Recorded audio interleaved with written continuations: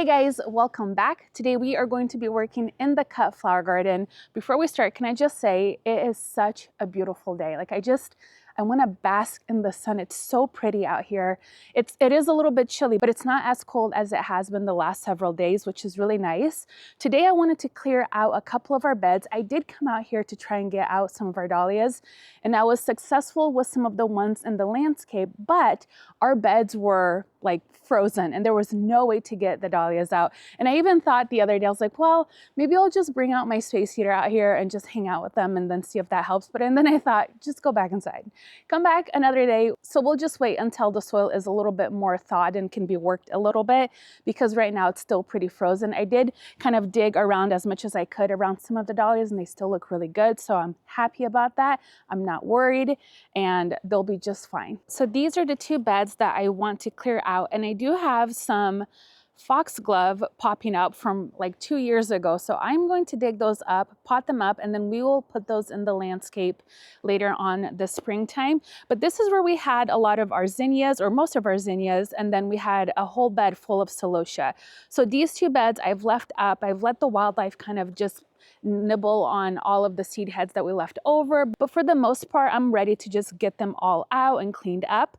Now the one thing we are going to be doing a little bit differently, instead of actually lifting up the roots, we are just going to cut them at the base. And the reason why I want to cut them down instead of lifting up all of the flowers is because it helps with erosion, it helps with the soil structure, and it also helps with conserving nutrients and resources. So it's a benefit. It's almost like a no-till type of method.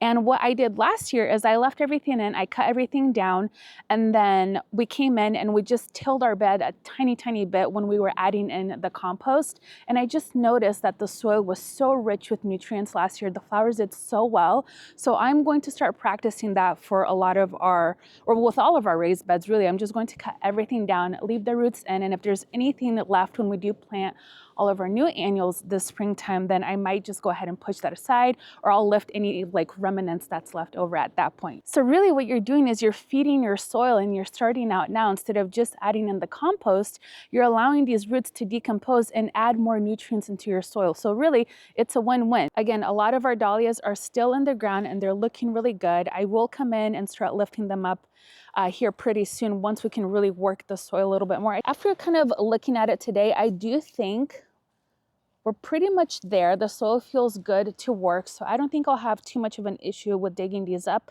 I'll probably leave them in for a couple more days because our temperatures are going to get a little bit warmer during the daytime, so that will help significantly once we start lifting them all up. So the first thing I'm going to do is just remove some of the posts. These are just last minute little posts that I put on here because the flowers just got so heavy and were flopping over. So I'm going to go ahead and take this out, take out all of the string, and then we will just start snipping everything back. Again, we will dig up all of these foxglove and pot them up, and then in the springtime, a little bit later on, we will go ahead and put these out in the landscape. So you guys know the drill. Let's get some tools and then we will jump right in.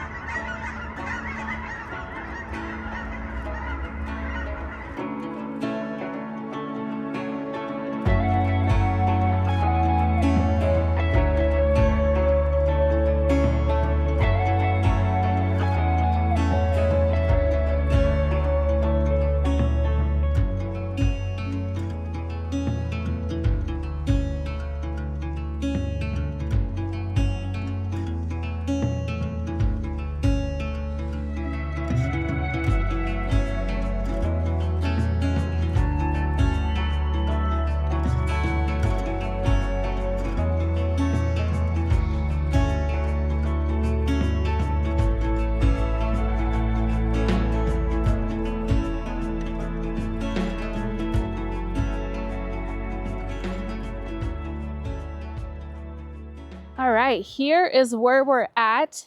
A lot better than where we started. We're not quite there yet, but this is going to take a couple of sessions to get this really cleaned up and ready for springtime. But the bulk of it is out and it already feels very airy and fresh and so much tidier than how it was looking. I mean, you know me, the OCD part of me wants to come in and just collect all of the little things, but we're just going to just ease off and just let nature do its thing. So with the zinnias, we were able to cut them down pretty good. There are some that had really thick stems. I don't know if you guys got to see an up close of that, but they had pretty thick stems and they're kind of harder to get around. And I didn't want to take out my loppers. I just don't want to mess with it. So some of those I did just pull right out. And I'm not too worried about that because the ones that we just pulled up, the root systems were so tiny, which tells me that they had plenty of time to break down, which makes me happy. And I don't feel as bad as just lifting them all up. And I will say, the times that I did try to pull them up right after we had a last frost, or like a hard frost, I mean, the root systems were really, really big. And so what I was doing back then, I was trying to get things tidied up for wintertime, everything done in the fall time. And what happened is you end up losing quite a bit of soil because you have to imagine right when those zinnias or a lot of your cut flowers and annuals, when you pull them up, they still have a really nice root system in them. But allowing them to stay in longer allows them to break down. And so you're not lifting up as much soil as you are if you do it right after you've had your hard frost. So that's just a little tip. Allow them to stay in the ground for a longer period of time. That way they have plenty of time to break down. That way, if you don't want to cut them and you want to lift them up, you're only lifting up like a tiny little root ball. There's not really a lot of it left. The celosia bed really didn't have big roots at all, so those I just pulled right out. And the next step, what I'll do is I'll come in and fluff the soil a little bit with a rake and just kind of rake it a little bit after things had a chance to break down a little bit more and once the soil is a little bit more workable. And these are the foxgloves that I was able to dig up. I will go ahead and just water these in and see how they do in the winter time, see if they do well in these containers out here. I did remove some of the larger leaves, that way they wouldn't require so much energy. So I just cut it back quite a bit and I think they should be fine. In this container, I put 3 small ones because they were tiny and I didn't want to have a bunch of them everywhere. So I think it's going to work out okay. I've overwintered foxgloves in containers like this, not dug them up, but I've bought them and forgot to plant them and they just hung out outside and they did just fine. So hopefully these will as well. So really this is the first step to starting to get our cut flower garden ready for the springtime.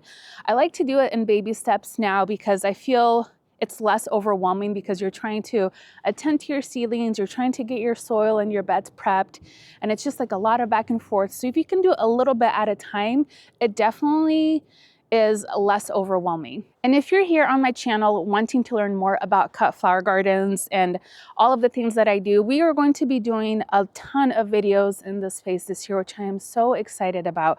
I really want to bring you guys in and show you all of the steps and processes I go through to get our cut flower garden going, have beautiful flourishing flowers. I always get so many questions about our dahlias and our zinnias and just all of our cut flower garden space. So I really want to share all of my tips and tricks and secrets. So we're going to be doing a lot of videos here, and it really starts now. It really starts with us prepping the beds. I'm going to do an analysis on our soil because we do get so many questions about our soil, what's in it, and really I've really picked such a good mix over the years and also how I amend the soil, and I will share all of that with you guys. So just stay tuned for that. We're going to be doing a lot of fun videos in this space this year, which I'm really looking forward to. But I really want to again bring you guys behind the scenes, show you all of the tips and the tricks and the secrets that I've learned from my experience over the last few years and from friends that are growers, and just get you guys set up so you can have a beautiful and flourishing cut flower garden as well. Anyways, that will do it for today's project. I'm so happy that we were able to clear out these 2 beds, and now I'm excited to get into the dahlia beds and get those taken care of as well. With the zinnias, they are kind of woody and they're very bulky, so I think I'm gonna have Sergey break them down for me, or maybe we'll start like a little fire and get those burned down because there's just so much mass of what we pulled out. Ideally, if we have like a compost pile, I would love to just put that in the compost pile. So one day when we have more space, we will have a really nice compost pile, which those are the like little things that I am so looking forward to. So anyways, thank you guys so much for hanging out with me today in my garden and watching today's video, and I'll see you guys next time. Bye-bye.